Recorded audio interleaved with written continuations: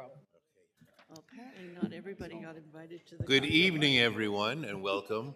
We're going to pull an audible on this because the chairs of our election committees weren't originally part of this, but they are now.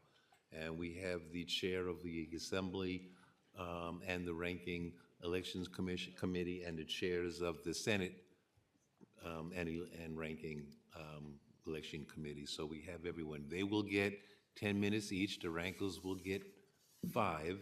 Everyone else at this hearing, except for Ed Ra, myself, and Assemblywoman Kruger, and the ranker on Ways and Means, will have our short time. And the other chairs of the other various committees are regular members at this time, and they get 3 minutes. Is that understood, everyone? Yes. Yes. So. Yes. Of course. Good. And you each get 3 minutes. Right. And do you want them to each introduce themselves? Yes, or- just for the media, if they're still taping stuff up here. If you just go through quickly and mention who you are, and then we'll decide what the speaking order would be, whether you want to start from the left or the right, or the middle, and work out, however you guys decide you want to do it. Hello. Hi, I'm Dustin Zarni. I'm the Democratic Caucus Chair for the New York State Elections Commissioner Association and a commissioner from Onondaga County. Hi everyone, Marina Pino, counsel with the Brennan Center for Justice. Hi, Erica Smitka, Executive Director, League of Women Voters of New York State. Hi, I'm Karen Wharton, Democracy Coalition Coordinator at Citizen Action and the Fair Election Facilitator. I'm Susan Lerner. I'm the Executive Director of Common Cause New York and one of the founders of the Let New York Vote Coalition. You want me to go first? We might as well go in the same order, right? All right. Well, thank you very much for allowing me to come and speak once again. In my role today, I'll be speaking on our bipartisan request from the New York State Elections Commissioner Association. We applaud the governor's budget for including many different things in it, including, and most importantly, the reappropriation of some of the grants that were appropriated last year. Most importantly, the poll book grant, which is going to address our aging poll book infrastructure. We went to electronic poll books in New York in 2019. And many of those poll books that were bought at that time period are now starting to age out, and they will not be available for the new iOS. Most of our poll books are Apple products, and the 5th and 6th generation poll books that were bought back in 2019, the new iOS 18 is not going to cover that. That means that they would not be secure, so we need to replace that infrastructure. And we asked, this body generously gave us this grant last year, but in the middle of the presidential election, many counties were not able to spend that money to replace their poll book fleet. And they plan to do so this year when the new iPad 11th generation is released sometime later in the year. So we asked for that grant to be reappropriated. We also asked for more flexibility in the grants that this body and the governor approved. So we, last year you provided an aid to localities grant, which was very flexible and allowed different counties to be able to use that money in the ways that they need in their counties. Some counties need staffing, some need infrastructure, some need to buy new voting equipment, some need to upgrade their facilities and their buildings and upgrade their security. So we ask that when this body starts to apply grants for elections, that they allow for more flexibility in these grants and longer time periods in these grants. So we don't always have to ask for them to be reappropriated each year, and that the county boards of commissioners can do long-term planning to continually upgrade our election infrastructure to have the most secure, up-to-date, and functional voting equipment for our public. I'm going to end a little early, but I want to thank you all And I do need to note, though, that New York is one of the few states that doesn't have annual funding for county boards of elections, and we do ask for it each year. And I hope that we will start to address that in the future budgets. Thank you.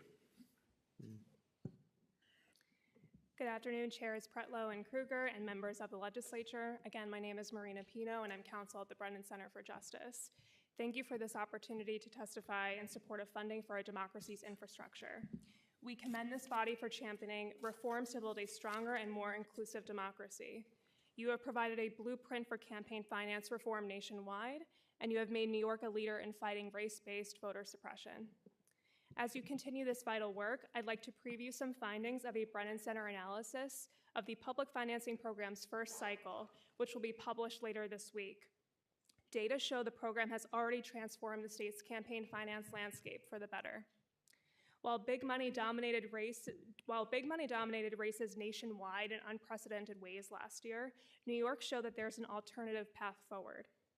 The program made constituents' small in-district donations much more important to candidates' fundraising. In recent cycle, these contributions barely made up 5% of overall funding, but with public financing, they jumped to 45% when including matching funds. At the same time, the share of large donations from individuals and entities like PACs decreased substantially from prior cycles. The data also showed a sizable increase in civic engagement. About twice as many New Yorkers made small in-district contributions as in 2020 and 2022. The shift in fundraising occurred in all corners of the state, across party lines, and in rural, urban, and suburban communities of diverse socioeconomic levels. Critically, independent expenditures did not diminish the program's success. The vast majority of this outside spending was concentrated in just 10% of legislative districts. And publicly financed candidates facing that spending still ran viable campaigns.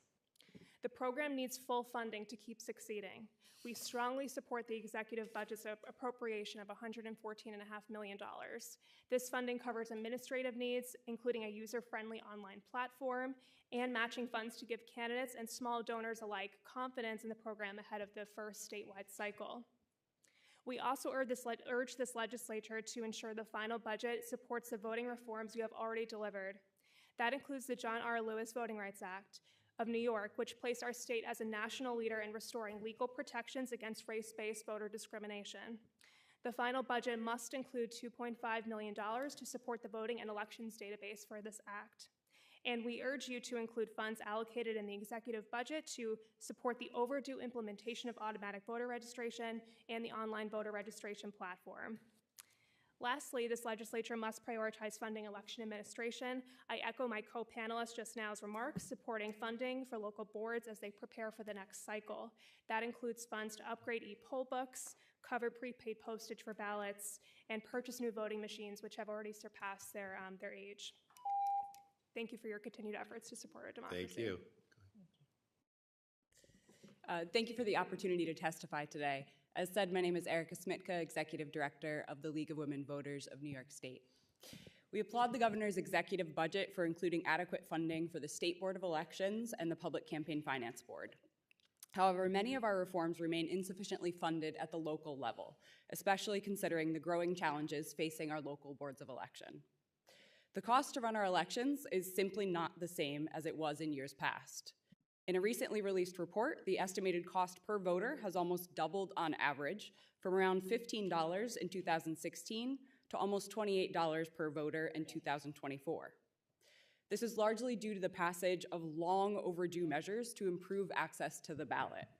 We're grateful for state legislation that has finally pushed New York State into the 21st century, but we need to see state funds directly support these state initiatives by providing a direct line of funding to local boards. In addition to increasing expenses, local boards are running our elections in an increasingly challenging environment. Mis- and disinformation is eroding trust in our election process, and nearly 2/3 of Americans do not have faith in our electoral process. Our local boards are on the front lines of organizing and conducting our elections, and we rely on them to reach voters with timely and accurate information. In conversations with commissioners about the 2024 election, most reported being overworked, understaffed, and lacking the resources to promote accurate voter education. Investing in local boards of elections not only strengthens the democratic foundation of our state, but it also reinforces public confidence in our election system. We ask that a minimum of $10 million in funding be allocated to county boards of elections to support statewide initiatives, voter education, as well as for the training and recruitment of poll workers and staff. I'd also like to touch on two important voting reforms. A critical method for combating mis and disinformation across the state would be to adopt a centralized database, such as the Electronic Registration Information Center. A database such as this would improve the accuracy of New York's voter rolls, reduce election costs, and would increase efficiency. We urge you to include the $51,000 to support this legislation in your one-house budgets. Lastly, democracy is not a democracy unless we are all included and all voices are heard. Thousands of New York State voters are detained in jails each and every year. And in 2023, the League conducted a study finding that only 11 of New York's 57 counties surveyed had a program to facilitate voting while detained. This lack of access primarily affects voters in communities of color. We strongly support legislation to rectify this and urge the legislature to provide direct funding commensurate with similar programs in other states to support this legislation. Our elections are the cornerstone of our democracy, and it is imperative that we ensure they're adequately funded. Thank you. Thank you. Thank you.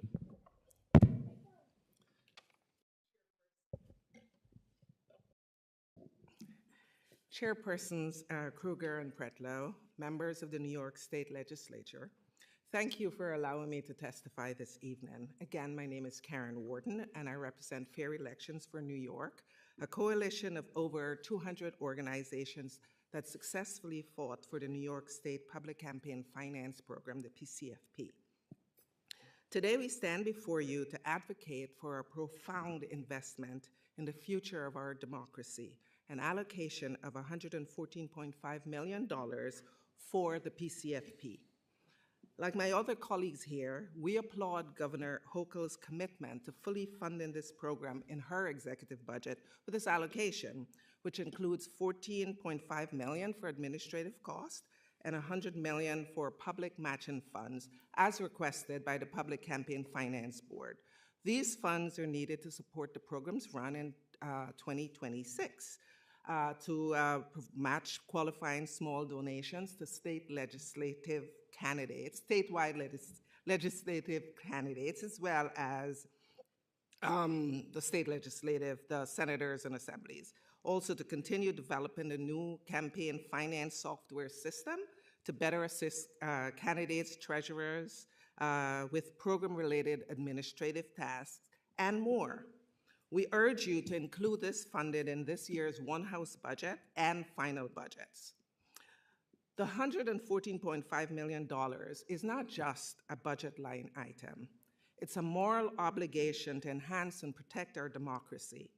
Since the Supreme Court's 2010 Citizens United decision dismantled key limits on political spending, the wealthiest donors have increasingly dominated political campaigns. This influx of big money in politics has grown to unprecedented levels across the country, drowning out the voices of everyday citizens and perpetuating a system that favors a select few, the wealthy. Because of this, our democracy is now at a critical crossroads. Just look at what is happening in DC. But thanks to the PCFP, we are creating a different path in New York. By providing essential funding to candidates who demonstrate grassroots support, the program ensures that public office in our state is accessible to all, regardless of their financial backings. According to the PCFB, 70% of candidates for a state legislative office opted into this program in its first cycle. It's been a resounding success.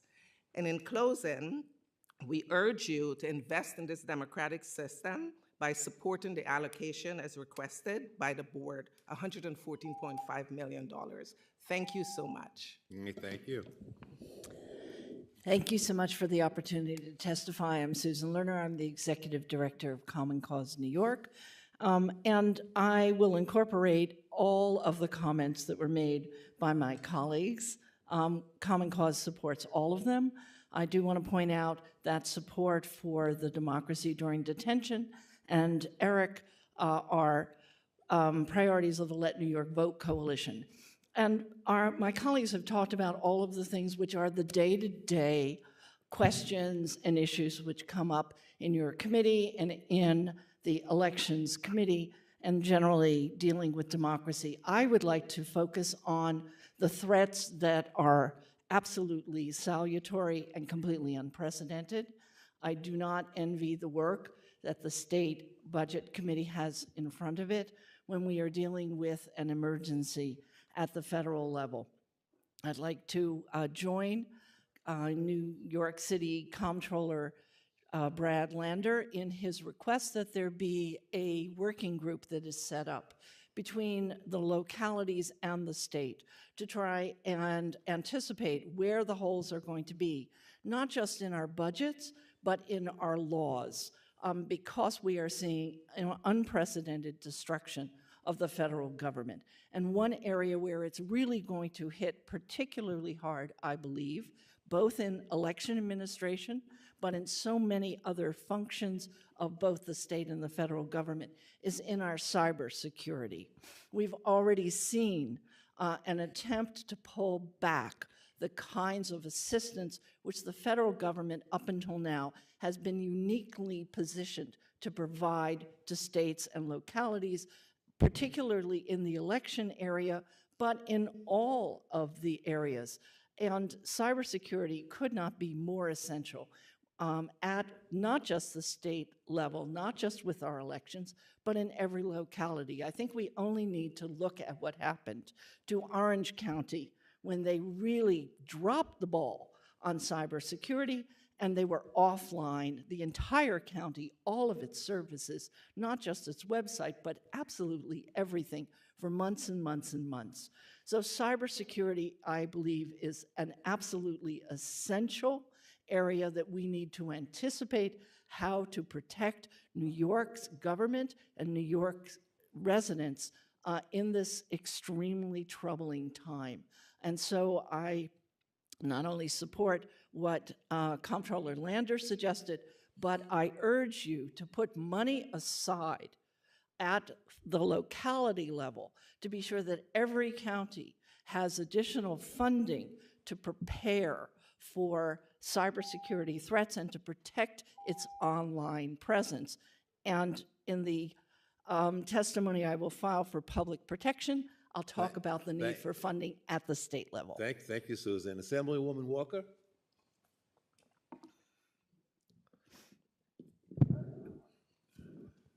You guys gotta have, thank you, Susan. Thank you, Mr. Chairman. Thank you, Madam Chairwoman. I just have maybe one or two questions. The New York State Public Campaign Finance Program has been in effect for a full election cycle, and the executive has continued funding of this program. So what I was wondering is, to your knowledge, have there been any concerns that have been raised by candidates?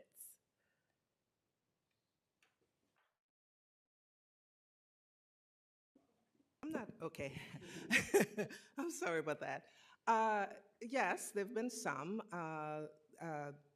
Candidates that I've spoken to reported some difficulty basically in the administration of the program.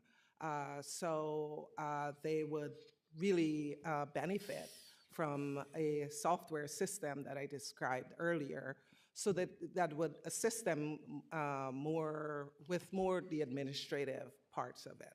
So yes, that's one of the things that we keep hearing. Awesome. So, and my next question, I guess, would be to Ms. Pino. For the John Lewis Voting Rights Act, it was signed into law in 2022. And so, since the implementation has rolled out, with the many upgrades to streamline administration and compliance, are there any concerns that have been raised with respect to its implementation in your estimation? Thank you for that question, Assembly Member. We have not heard any specific concerns with that. I will say the importance of funding and just re-upping that. Of course, what I mentioned, the $2.5 million for the database, that will help streamline compliance with the act as well, and as well as enforcement. That is something that we need to continue to see in this budget. And it's also my understanding the rest of the enforcement allocation can be found in the Department of Law's budget for Social Justice Division. That also should be included going forward to ensure that the act lives up to its full promise. Awesome, thank you. And lastly, I guess, Dustin, you'd be the best person for this. New York State has authorized the establishment of ballot drop boxes for both absentee and early mail votes. How has this affected sort of the Board of Election where you are, as well as from some of the other commissioners that you are affiliated with? It's important to remember that that is a permissive bill, so not every county is going to participate in that.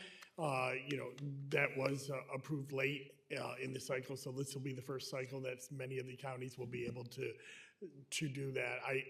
I will note that early vote by mail and absentee voting is on the rise in New York. We saw a lot of participation in that process, with also a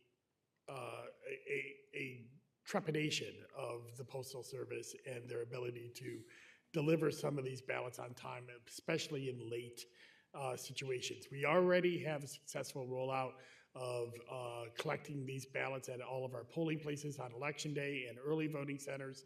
And I know that many counties in New York City are looking at additional ballot drop boxes. I think any tool in our, any arrow in our quiver will be good to use if the county has the funds and the ability to implement it successfully. So that it is permissive is important, because many counties will choose to participate in that this year and not be mandated to do so without funds to support it as well.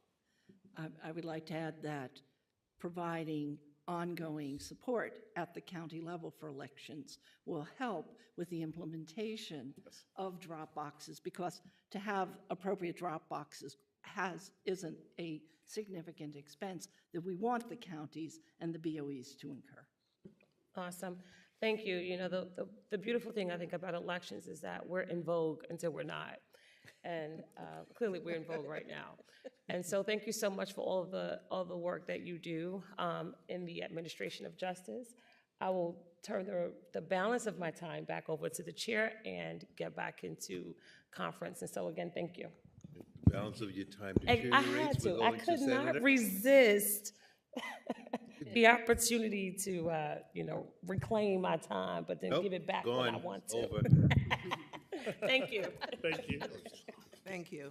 Okay, we're going to start with our elections chair, Kristen Gonzalez. Thank you. Thank you, Chairwoman Kruger and Chairman Pretlow, for the accommodation today. We're really excited to be here. Hi to our panelists. Thank you so much for joining us. It's great to see some familiar faces, but if this is the first time that we're meeting, my name is Kristen Gonzalez. I'm the new elections chair in the State Senate. And so I'm very excited to speak with you all today.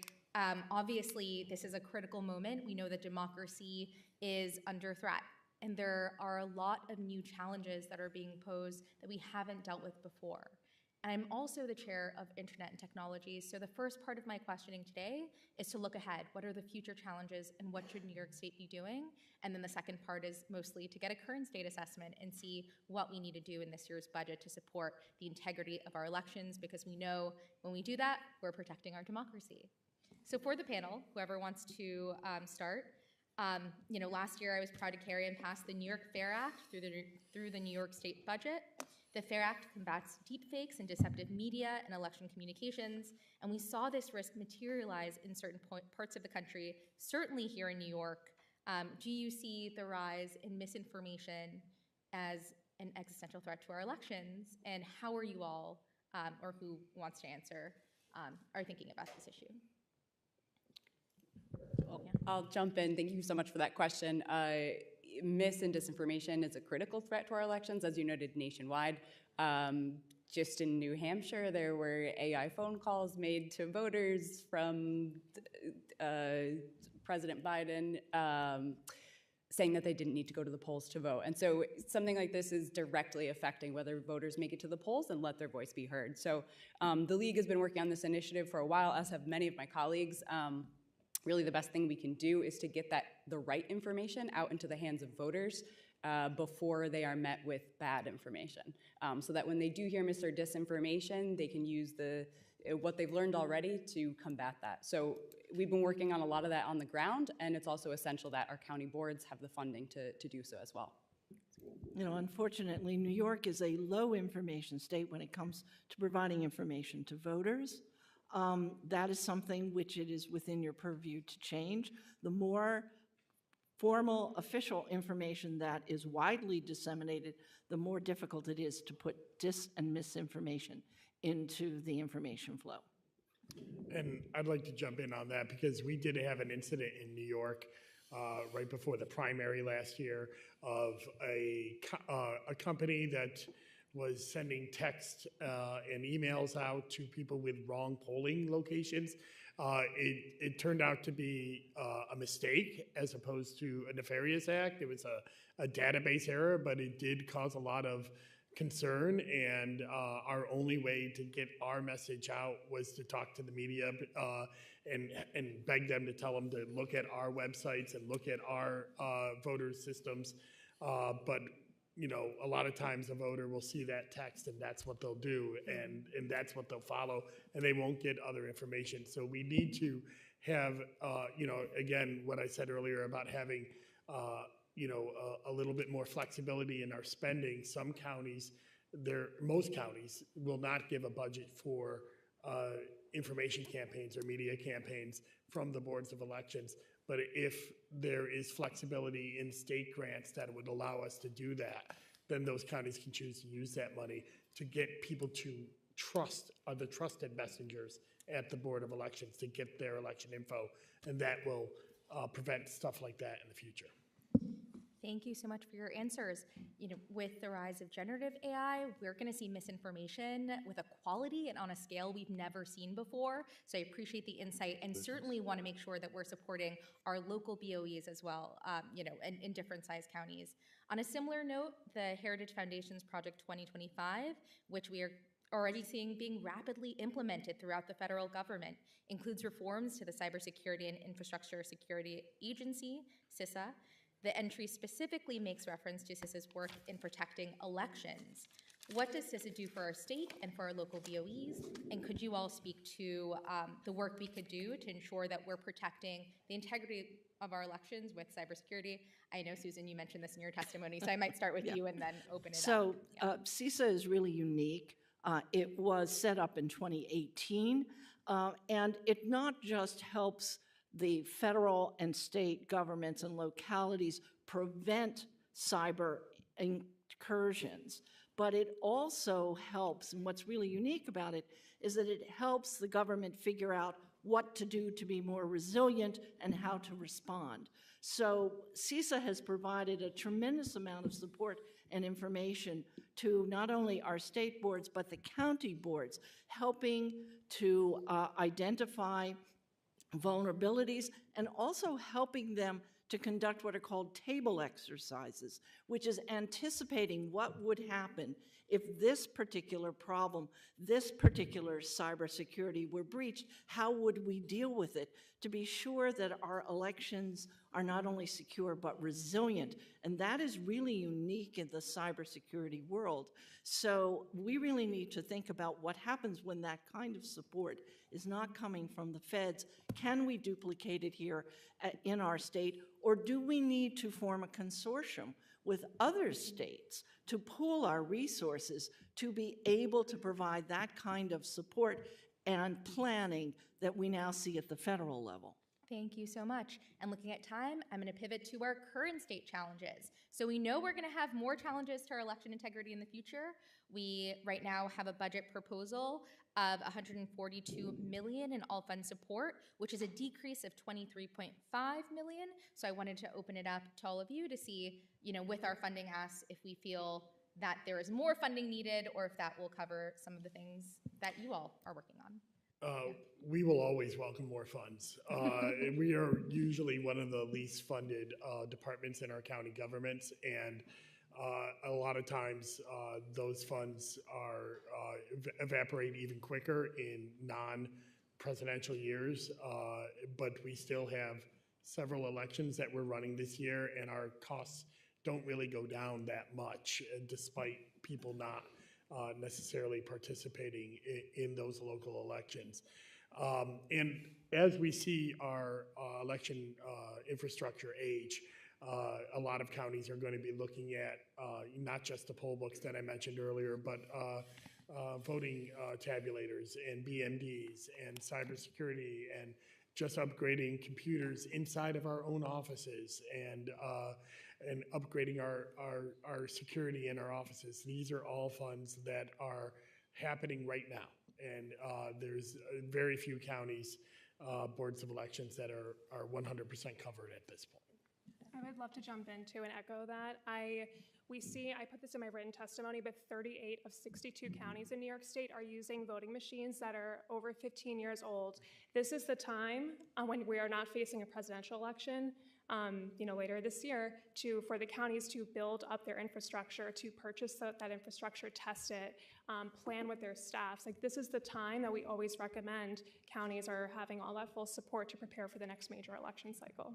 And if I could just also say that, like, investing in this infrastructure will lead to savings later on down the line. Many of this new voting equipment can support things like vote centers. Senator May has a bill on there that has passed the Senate several times that will allow counties who have this infrastructure to move to vote centers on election day. And, the adoption of vote centers could lead to significant reductions in costs in terms of election personnel on election day, as we're able to diffuse our precinct level polling places to vote centers throughout the county like we do with early voting. I just want to jump in, and Senator Gonzalez, please correct me if I'm wrong, but I believe the $142 million you noted is for the State Board of Elections, correct? So there is a portion of that will go directly to county boards, but I really want to make clear the difference between all the funding that does go to our state board and then a more direct line of funding to county boards, which really is essential, as Dustin and Marina were saying, to really help counties build up their infrastructure when we're only going to be faced with more challenges in the future. 100%. I think we want to ensure that we're funding our state BOE, but I wanted to give you all an opportunity to talk about the necessity to have funding, especially for our local boards. I know we are tight on time, but especially with the John Lewis Voting Rights Act being upheld by the New York State Appellate Court, I think that'll be another round of costs. And very quickly, in 20 seconds, as a beneficiary of the public financing program, why do you think it had such a positive impact in the last year? And I guess I will target that towards you. Yeah, in 12 seconds. Thank you so much for that question. Because it amplifies the voices of ordinary, everyday New Yorkers. It empowers us. And that is why candidates and citizens alike are enamored. And this is why. Thank you, Ms. Ward. Amazing. That was succinct and wonderful. Well, okay. No, I was just saying thank you. I was just saying thank you. Assemblyman Slater, 5 minutes. Thank you very much to everyone here. Thank you to those who are spending their time testifying today. Commissioner, you talked about the drop boxes, and I just want to get clarity on who is paying for those drop boxes, because you said that they are not mandated. Do we have a cost of what the drop boxes are going to be for individual counties who opt in? Well, that would be up to the individual county, so I wouldn't be able to give you a cost. Each individual county will have to determine how many drop boxes they need, the personnel to operate that, and whether they have the infrastructure to be able to deploy those. The security part of that infrastructure? And the security part of that, whether, What type of security do you envision for the drop boxes? Well, I imagine that you would have them at like town halls and other things where you have cameras and personnel on board. Is that a stipulated requirement right now?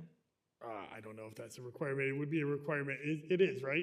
I'm sorry. Is it a stipulated requirement to have cameras at Dropbox locations? I'll be honest, sir. That would be a question for the state board regulations. I know, I wish they were As to how here. to deploy them. I appreciate it, thank you.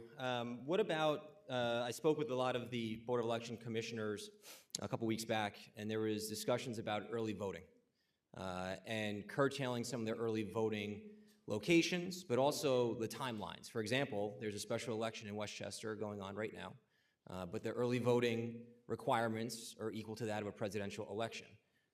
How do you feel about the request to curtail that timeline in some fashion?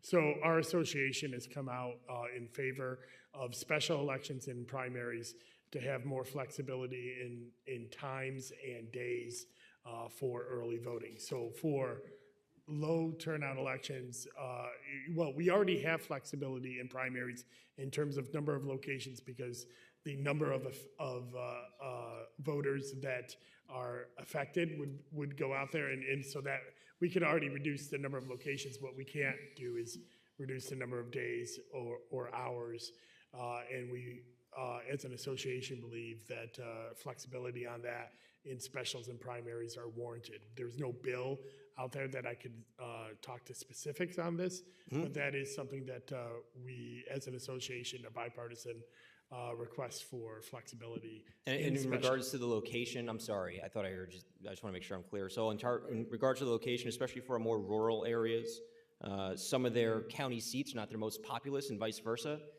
Does the association support providing flexibility on early voting locations in that respect? I believe county seats are not required as early voting locations. What is required is the highest city and or the highest town have a early voting location. The boards have asked for places where where they say the highest city, but the highest city is a very small population to have flexibility in that. But there is already flexibility in the law, except for you do have to put it in the highest affected town or city, and we want a curb on cities that are under 10,000 voters. I appreciate it. In my remaining time, I'm just curious. 10 states have passed legislation opting them into the SAVE program. 7 states require proof of citizenship. My favorite, 36 states require some form of voter identification when showing up to the polls. I'm curious what your position is on the, especially voter ID provisions, since 36 other states in the country have enacted this provision. Why hasn't New York? And if there are barriers, can we identify them to remove them? So I'm going to answer that in my role as the Democratic Caucus Chair and not as the association as a whole, because I'm sure there are varied opinions. But in my role as Democratic Caucus Chair, and my personal opinion is the problem with voter ID laws are the devils are always in the details. And we see voter ID laws like in Texas, where a gun license is an appropriate ID, but a student ID from a state college is not. And these are the barriers that are usually put up with voter ID laws that keep people from enacting their franchise. And we simply do not have a problem with impersonation at the polling places. There's no widespread voter fraud that is affecting the vote. So it is a But I know that we're very concerned and focused on voter integrity. In my district, I hear from people constantly who show up to the polls with their license in their hand, and they ask, how come they're not checking my license? And if 36 other states have already passed a measure that provides for voter ID, if we want to make sure that voters feel confident in their elections, why wouldn't we pass this legislation? Because it interferes with the franchise for a substantial number of people, period. And that's why New York has refused that form of voter suppression. Thank you, Senator. Thank you. Sorry, Senator Walzek, 5-minute ranker. Thank you, Madam Chair. Just to piggyback on the ranker from the Assembly, I think it was Erica that said 2/3 of Americans don't have faith in our electoral process. Was that right? Yeah, I think voter ID would probably help the 2/3 of Americans that also support voter ID in polling. 87% of Americans support voter ID. But I do have a question, because Erica, you also said elections are the cornerstone of our democracy. Does the governor have an obligation to call a special election expeditiously to fill a vacancy in either the State House or in Congress? At this time, I don't have the ability to comment on behalf of the League of Women Voters on that. Okay, does anybody else want to comment on? We certainly support special election reform. The problem that we see is that the special elections happen too frequently. What we hear from voters is that there are too many elections. They need to be consolidated, and Common Cause and other good government groups believe that there should be a process where you have a primary followed by a special election. They should be consolidated, and they should not be called on these arbitrary dates that simply confuse voters. So, Ms. Lerner, just to follow up on that question, currently public officers law says Congress will be filled, the governor has to call a special election within 10 days, and then to have that special election, you have between 70 and 80 days to have that, so that we don't have a vacancy in the House of Representatives to represent. They roughly represent 750, 60,000 New Yorkers, so that I think that's pretty important as a bedrock of our democracy. And then in the State House, that's 40 to 50 days from the time that the governor calls that. And do you think we should draw that timeline out? I think we should consolidate our specials, because what we see is that almost nobody knows that they happen. And voters complain that we have too many elections, there's voter burnout, and there are better ways to do it. We've gone from one extreme, where Governor Cuomo abused his ability to set a date for a special election, leaving 11 seats in the legislature open for close to a year, to now where we have too short of a deadline. So we need to rethink this and make it more voter-friendly and less expensive, less arbitrary. Okay, so Ms. Lerner believes that we should extend that timeline out because we have too short of a deadline. Does anybody believe that the dates should stay the way that they are right now? And any of your good government groups recognizing that this is the bedrock of democracy, having seats filled in a vacancy? When almost nobody votes, something's wrong with how we're doing it. What problems does this panel think that we might see if there's a vacancy in, say, Congress for a long period of time? Or maybe you can make some observations about the problems that you saw with Andrew Cuomo dragging these out. Well, we thought that that was unfair. But as I said, I think we've gone from one extreme to the other. We need to find a middle ground, we need to consolidate, and we need to set up a system where the people who are running in the special are not just handpicked by party chairs, but the voters have a voice in deciding who runs. Anyone else want to offer up any other opinion on that?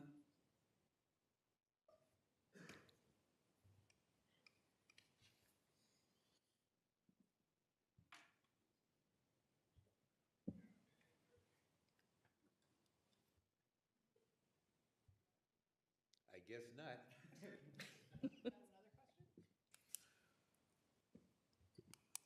No opinion as to whether a seat in the United States House of Representatives should remain vacant for a long period of time. I heard a lot of talk about enfranchisement, representation, bedrock of democracy from this panel. They were great talking points when you introduced yourself. But what you're saying is there's no opinions from this panel as to whether the governor has an obligation to call a special election to fill a vacancy in the United States House of Representatives, a seat that represents 760,000 New Yorkers. There's no opinions there? Senator, is there currently a statute? Yeah, Well, then I assume the governor will follow the law, unless this body decides to change the law. Do you So support what we're a change? talking about is more theory. How do we get this right? We've gone from, as I've said, one extreme to the other. Thank you. Assemblyman Ra? Good evening. Thank you for waiting around to testify. I mean, somewhat to the point of my previous colleague, I do have to point out, because we hear all these talking points over and over again, and I look at what has gone on in the last several years here. I've watched a statute get changed to allow somebody to get put on the ballot. I should have 5 minutes.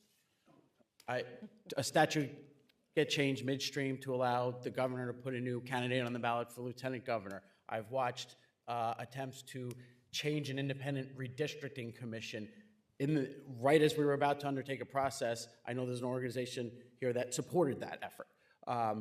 I've watched the doors to courthouses throughout the state get closed in all but 4 places with regard to redistricting and constitutional challenges. So it cuts both ways. So it would take a lot more than 5 minutes to have some of these conversations. And then obviously, to my colleague's point, the ridiculous conversation that started at the end of last week with regard to the seat. I understand we want more people to come out and vote, but think about it. If we just did them on primary days and general election days, I have any number of colleagues who are running for local office this year. One of them wins. We have a vacant seat come January. We're going to let the entire legislative session go next year without those seats being filled. We changed those timelines. You're right. What Andrew Cuomo did that year was ridiculous. And that's why we shortened those timelines. So I think we should have a conversation about these reforms out in the open, not closed-door discussions that have the potential to have residents go unrepresented, because that's the balance there. You have to balance the need for these people to be represented against having the election in a form that maximizes turnout. Assembly member, can I point out that you're not talking to anybody who is in any of those closed-door conversations? We are the people who ask for exactly the kind of conversations that you're talking about. And what I'm suggesting is that there is some middle ground. We haven't hit it quite yet, but we could. And absolutely, this is the sort of thing where there needs to be concerted discussions among all. We've seen all sorts of abuses, for instance, in Florida, just like following Andrew Cuomo's example. DeSantis I don't represent a district in Florida. I'm concerned with New York. Offices open. So, you know, we don't have it right yet. I think we're all in agreement that we need reform, and we look forward to an open discussion of coming up with the best solution. I'm glad. I do as well. So I do have a question that I want to see if you have any thoughts on, because I want to point out it's unfortunate. We've talked about public campaign financing. You guys made commentary.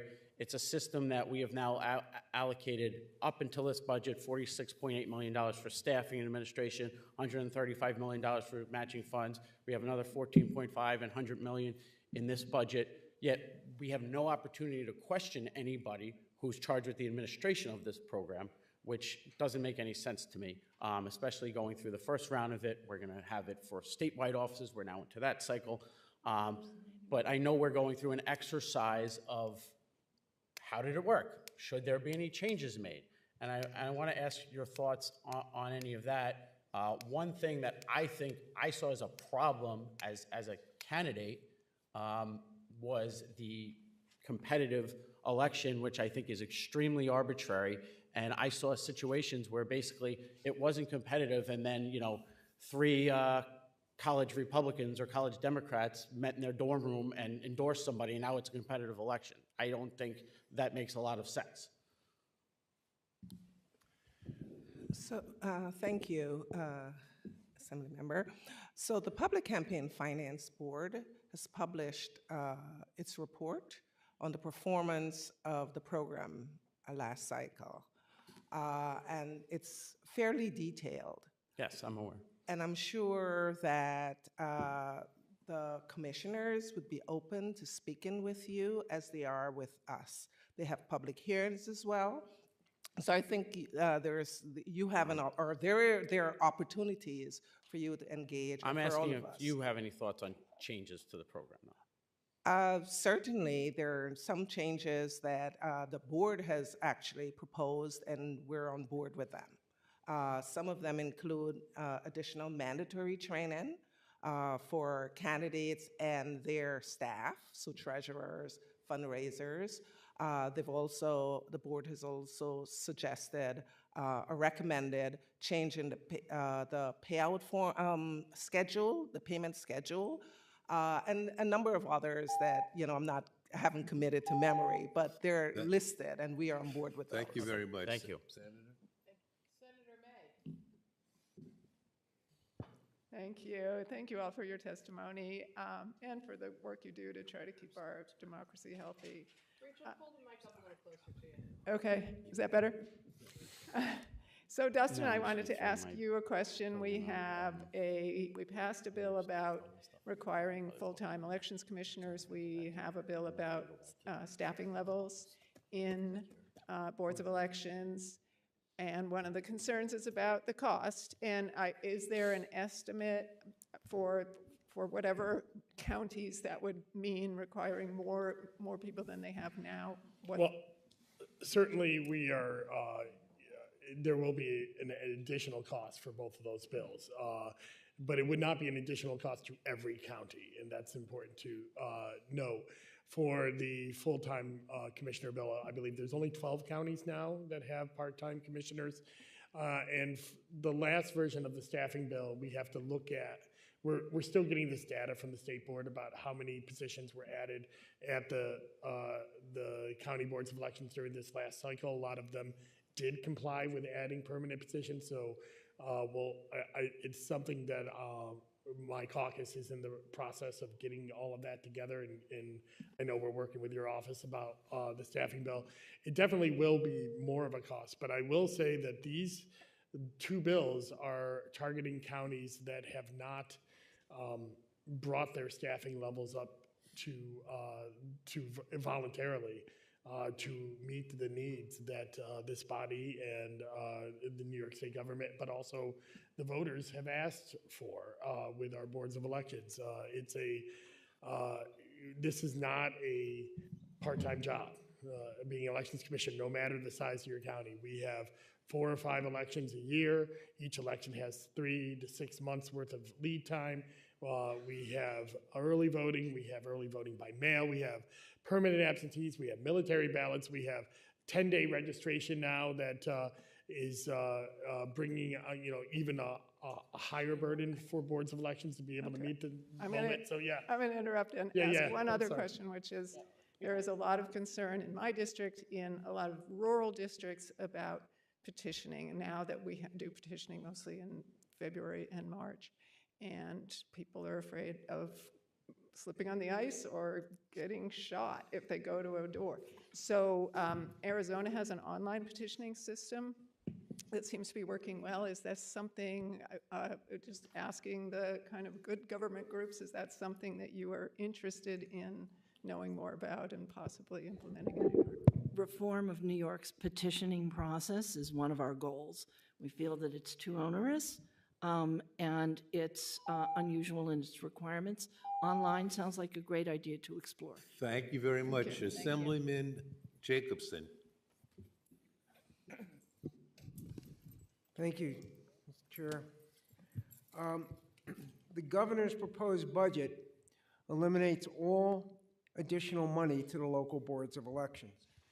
Since 2019, as people have mentioned, we've made significant reforms to make voting simpler and easier. We've instituted early voting, the right to cure absentee ballots.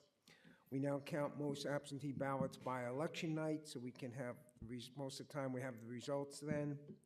We have prepaid postage for returning of mail-in ballots. But these reforms mean that the boards need more employees. It also means more money. Every year, the boards need to replace basic equipment, the poll machines, the voting machines, the on-demand printers, sign-in iPads, and it goes on. The reason this is so important to be funded on a state level is not all counties support their county board of elections as they should. I think we need another $30 million, of which $15 million would be for equipment and such, and $15 million for additional employees and administrative costs. And I just want to say that democracy is priceless, but it does cost money.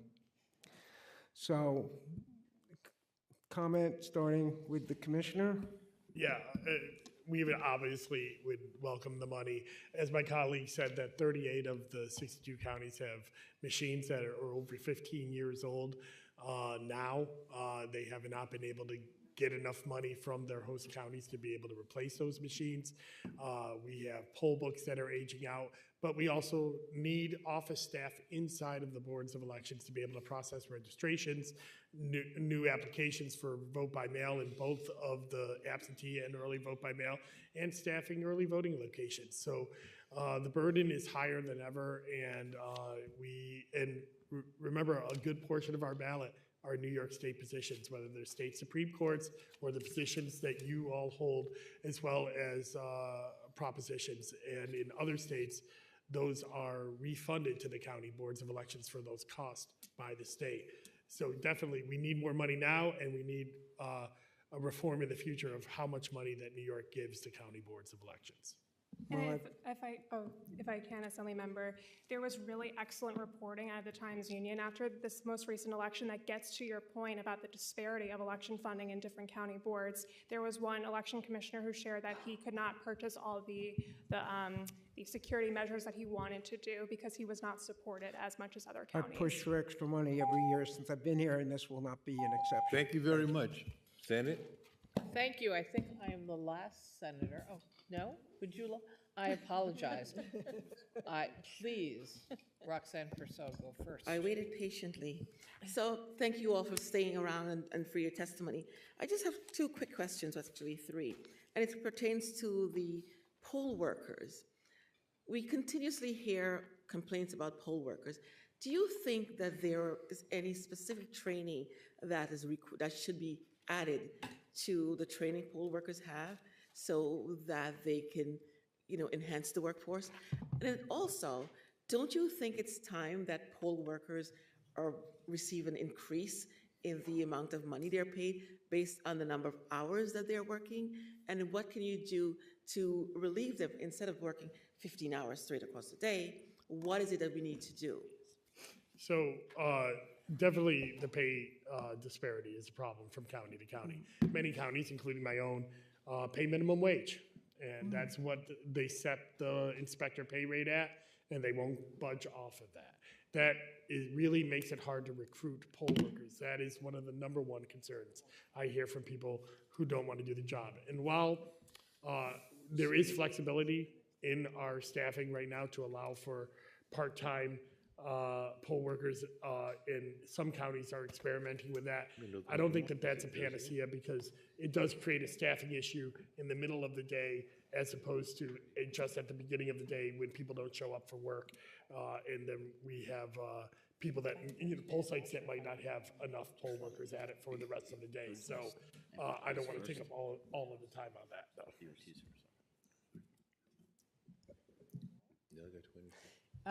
Dustin, I think you're exactly right. It's a long shift. There is the ability for folks to do split shifts, but again, that's more administrative burden on local boards to ensure that even more folks are trained up to support those processes. The one thing I think we could really enhance as it relates to poll worker training is training around affidavit ballots and when those are given out to voters. That's something that time and time again, we've all seen every single election, voters denied the right to vote simply due to a poll worker who didn't understand New York State law. I'll hand it over to Susan. And I do want to suggest that there be a refresher requirement. What happens is the poll workers are trained far in advance. Sometimes they get confused between the primary and the general because it's been so long since they've had the training. So we're looking forward to the statewide curriculum that you have happily required the state board to provide. We hope to see more hands-on training, not just talking at the poll workers, but giving them an opportunity to engage with the machinery, and that there is a refresher requirement in the summer. Susan, one quick thing. What do we need to do to increase voter turnout? We're putting a lot of money, but what do we need to do? If I had a magic silver bullet, believe me, I would have sent it out by now. Thank you, Senator. Assemblyman Diaz?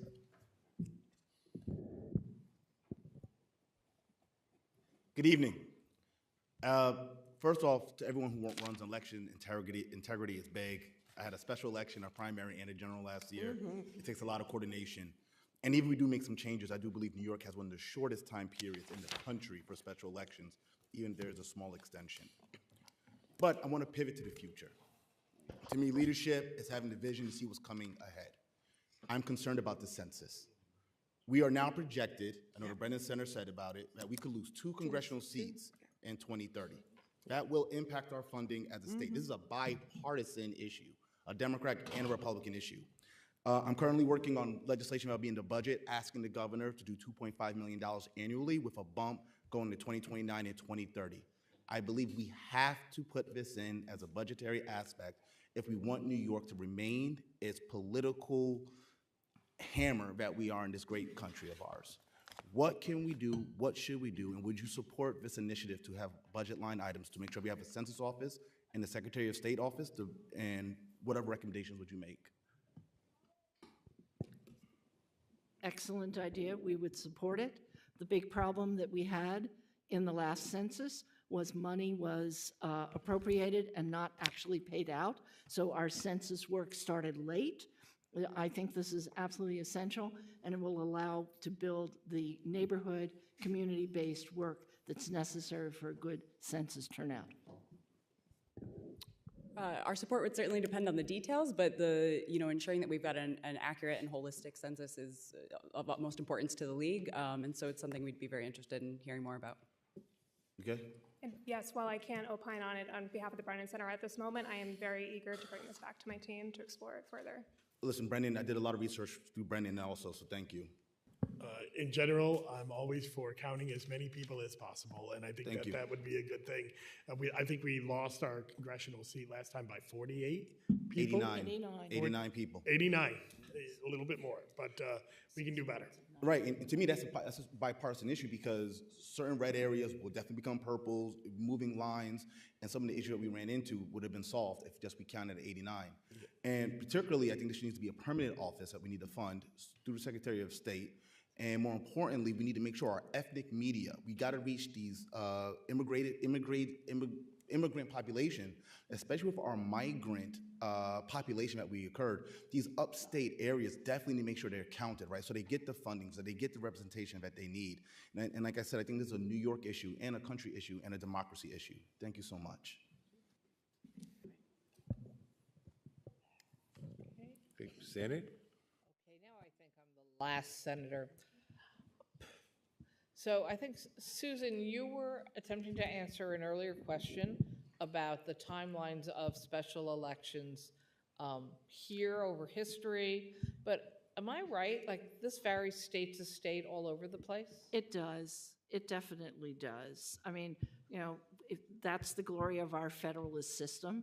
There are a lot of different models out there that we could be looking at. I will admit that I have not done the thorough analysis that my colleagues at Citizens Union did several years ago. So sitting here, I can't say, well, I like this one, I don't like that one. But I think it's a discussion we need to have. And is it also true that states that don't have endless elections and primaries and specials not lined up at all actually do have better voter turnout? I mean, you pointed out how low ours is, but yes, does it actually help voter turnout? It does, because voter burnout is a persistent problem in New York. Okay, so if we had fewer, we'd have bigger voter turnout. And to the two commissioners, my understanding is every election is pretty damn expensive. So if we have fewer elections per year, will we not save a significant amount of money? So my personal opinion on this, I always support elections being held in a time period that more voters are going to turn out. And if it can also save money at the same time, that's generally something I support. It's one of the reasons I supported the even year bill. It's one of the reasons I urge my villages to move their elections to November instead of in March and April, or March and June. And so if I'm being logically consistent, that is a pattern that I would support. And I guess then for citizen action, if we can save money by not having so many elections that nobody votes in, doesn't that help to address the fact that there are some costs from having a campaign finance system?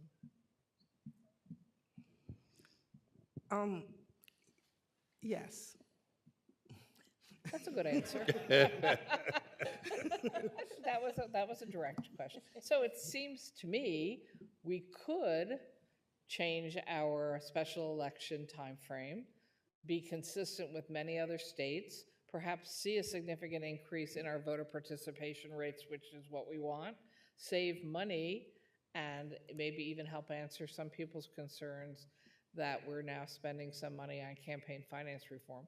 I could ask many other questions, but I won't, about why actually having campaign finance reform actually saves us quite a bit of money for many other reasons.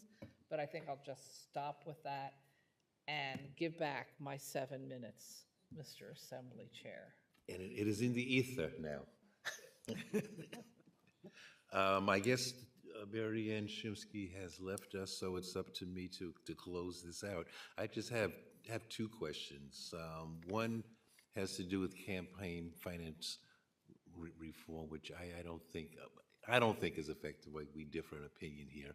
We've had statewide campaign finances for several years now. How many individuals that ran for statewide office, that's AG, governor, or attorney general, participated?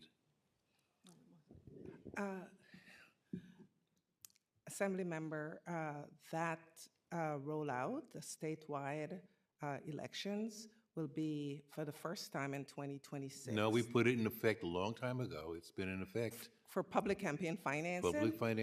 Public campaign finances for statewide elected officials. So with... See, it is so unused that you don't even know it existed. So perhaps. So the public campaign... When DiNapoli ran. For controller. When DiNapoli ran, yeah. He did use it. And so the public campaign finance program that we currently have was created in 2020. I think the law was passed in 2020. So I believe when Comptroller used it earlier, it was a different version of it. But since it's been created, the last election cycle was for state legislative offices. Okay, and in that last election cycle, how many incumbents lost because of their opponent using campaign finances? So that's a very good question, and one that we're quite interested in as well. I kind of know the answer, but yes, incumbency does have its advantages, but I don't have that number at my fingertip, to be honest with you. But we can get that to you. Okay, well, since only, I think, 4 incumbents in total lost, you can kind of do the extrapolation and figure that out. Special elections, the dates are funny. Right now, we're in a special election in Westchester County. We're in the early voting stage right now for county executive for a position that was made possible because of the election of our past county executive, and the deputy is running. My real question, though, is, I guess this is for the people from the boards of elections.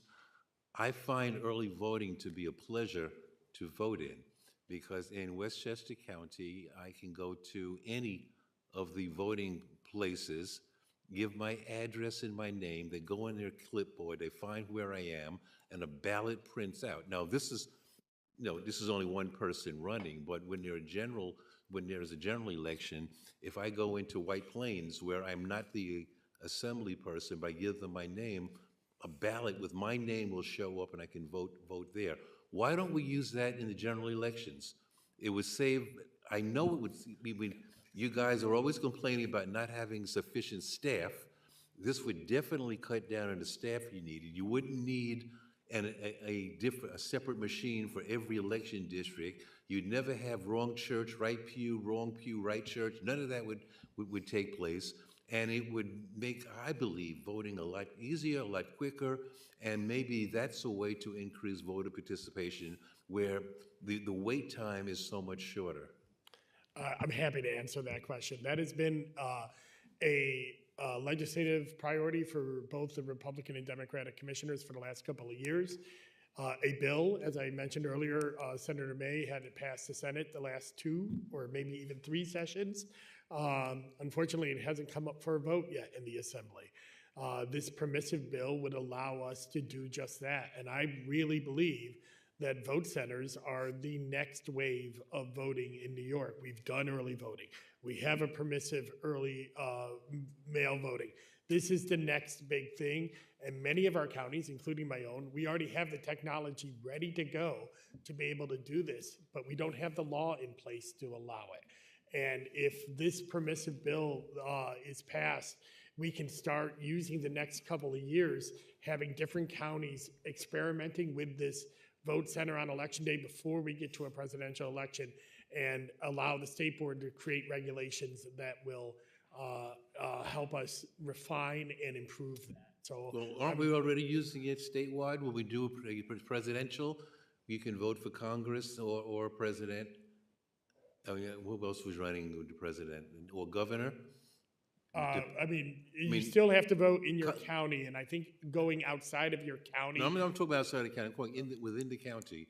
If I went to White Plains to vote for Congress. If you're talking about affidavit voting, is that right? Yes, we do allow wrong church, wrong pew, wrong church. No, not affidavit voting.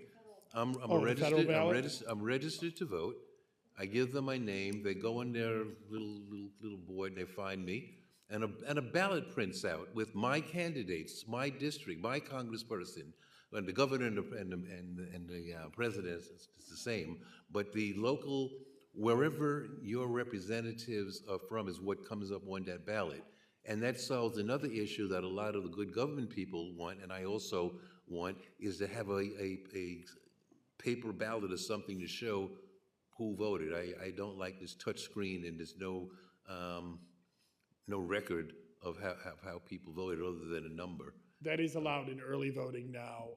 It is not allowed, or not explicitly allowed in law for election day. Some cities and counties have experimented with it, but a lot of them are reticent to do so because it's not explicitly allowed, and that's what the bill that I talked about would do, would allow that on election day as well. It is currently not the best, it is the best practice for early voting in just about every county in New York State outside of New York City because of the many ballot styles in New York City. Yeah, we do it in West, yeah. Chairman Pretlow, we hope to have a conversation with you outside of this hearing about having you co-sponsor that bill. Come talk to me. I believe that is all for our testimonies. I appreciate you all coming and waiting so long for this, but your testimony was totally worthwhile listening to, and we'll see if we can do with that bill, because I think it's a good idea. It's a good Thank bill. you all very much. Thank you. And this officially closes this hearing. Thank you very much. Okay. But if you come back at 9:30 tomorrow morning, we start a mental health hearing and other OPWDD and OASIS. Thank you. And the senator and I will be here.